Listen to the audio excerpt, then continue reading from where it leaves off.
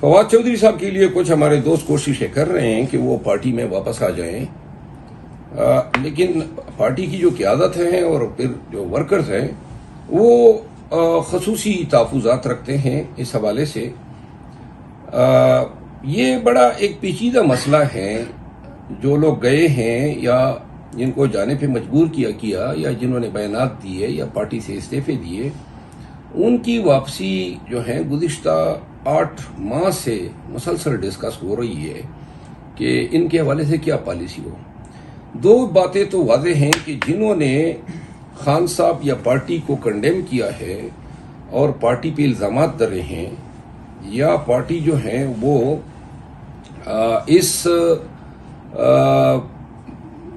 اس امر کے تحت انہوں نے ریزائن کیا ہے کہ پارٹی پہ الزام تراشی کی ہے، ان لوگوں کا کوئی واپسی کا امکان نہیں ہے۔ ان میں سے کوئی شخص آ ہی نہیں سکتا ہے کیونکہ پوری قیادت سیم پیج پہ ہے اس حوالے سے۔ اور جو لوگ جو ہیں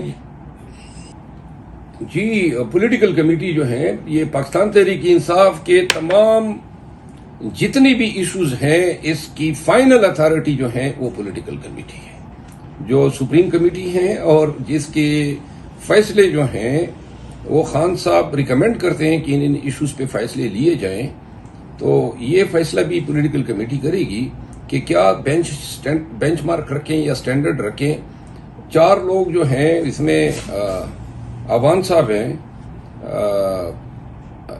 ان کا ذکر جو ہے خان صاحب نے بڑے ہی نرم الفاظ میں کیا ہے، اور اس کے علی نواز عوان صاحب، اس کے علاوہ جو ہے ملائکہ کا کسی زمانے میں خان صاحب نے بڑا اچھا ذکر کیا تھا، اسی طرح شیری مزاری صاحبہ کا اور عثمان ڈار صاحب کا۔ اگر ہم ان تمام کے پی ٹی آئی کے چھوڑے جانے کے حوالے سے ان کی ویڈیو،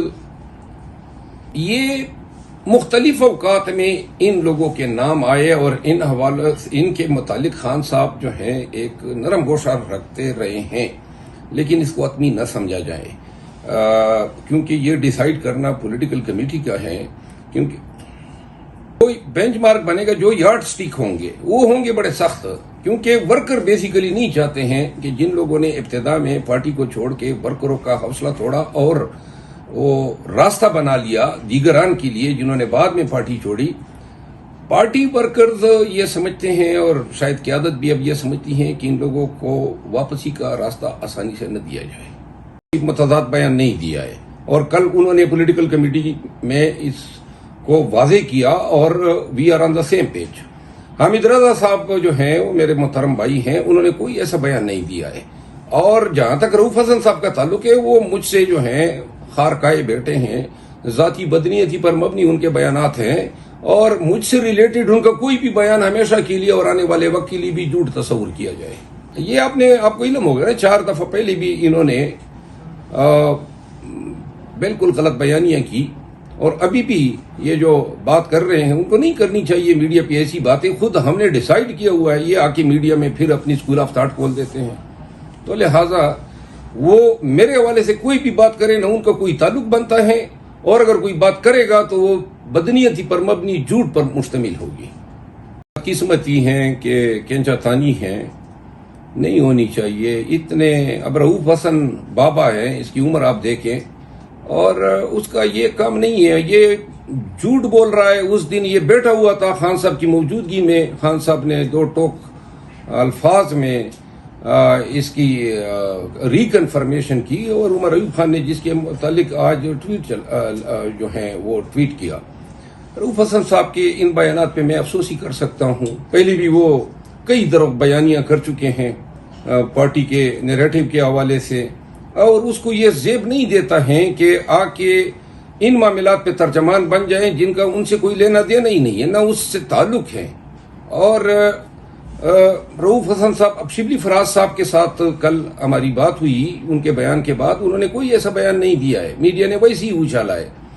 اور آج کے عمر ایوب خان کے بیان سے دیکھیں، پارٹی میں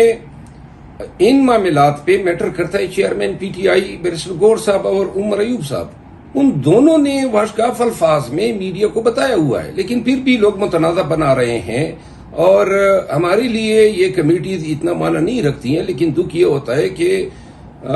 قیادت جو ہیں، جو ارریلیونٹ لوگ ہیں، وہ بھی اپنی ناک جو ہیں گسیڑ دیتے ہیں ایسے معاملات میں. تو